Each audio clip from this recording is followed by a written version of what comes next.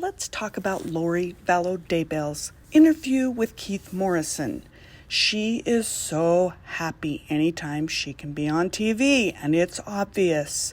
Remember, Lori has already been accused of murdering her 2 children, and she has 2 trials coming up in Arizona. One for the murder of her 4th husband, Charles Vallow, as well as a trial for the attempted murder of her niece's husband, Brandon Boudreaux. Those are still to come. But Lori wanted to break her silence and meet her best friend, Keith Morrison, who she thought would be her best friend, and get her narrative out there. Hey everyone, welcome back to my channel, A Life Without Parole. When we think about Lori Vallow, the evidence of what she has done is overwhelming, substantial. She's already been tried and convicted. There is no doubt of what she has done. And yet she still continues a narrative of, no, not me. Everybody's got it wrong.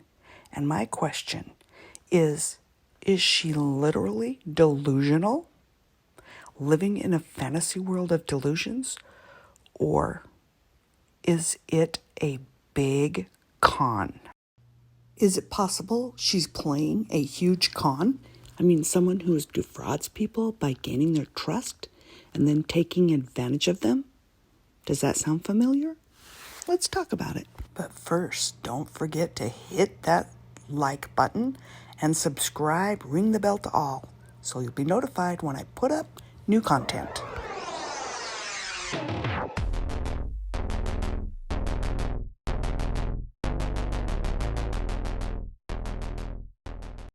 During Lori's interview with Keith Morrison on Dateline, there wasn't a lot of Lori, as much as we would have liked. But there was enough for us to figure out that she is full of herself. Whether it's delusions or a con is the question of the hour. Let's dissect it today and see what we can decide together. Lori is, of course, representing herself in the next 2 trials, so she's going to be able to hear a lot of her own voice, which she loves to hear.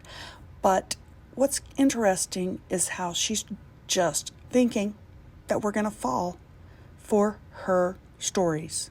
Has nothing to do with evidence, has nothing to do with anything else. If she says it, then it's true.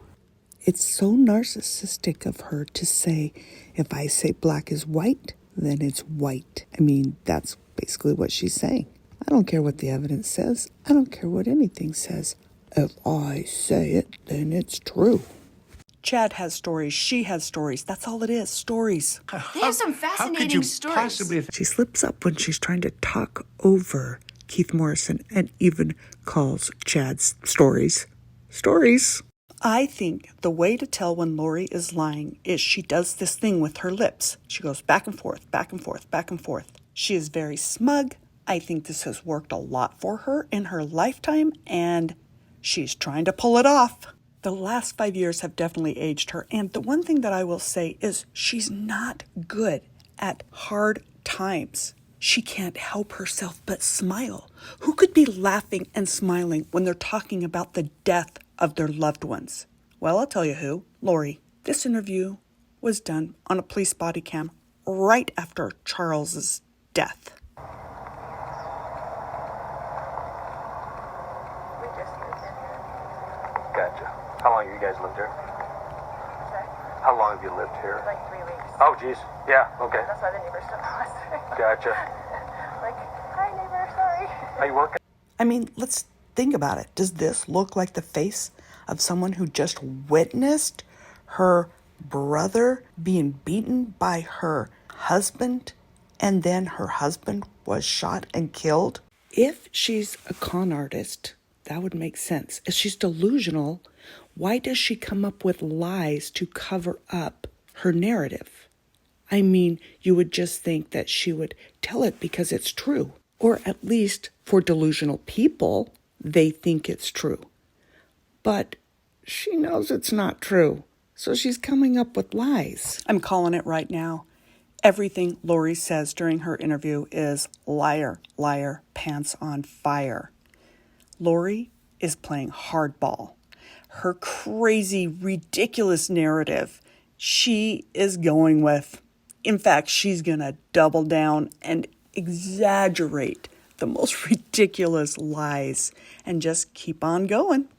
As crazy as all her stories are, let's not forget all the lives she ruined in her wake. This is the face of a serial killer.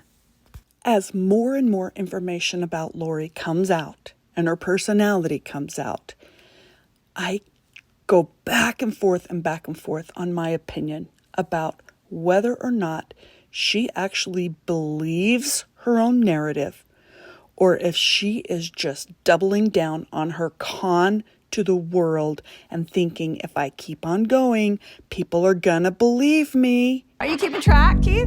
Can we agree on that, Keith? Can I joke with you, Keith? Can we joke? Good one, Keith. You've heard a lot of stuff, Keith, and I'm here to say you've heard a lot of stuff, but what I tell you will be the truth. I thought we were gonna be friends, Keith. I thought we were gonna be friends.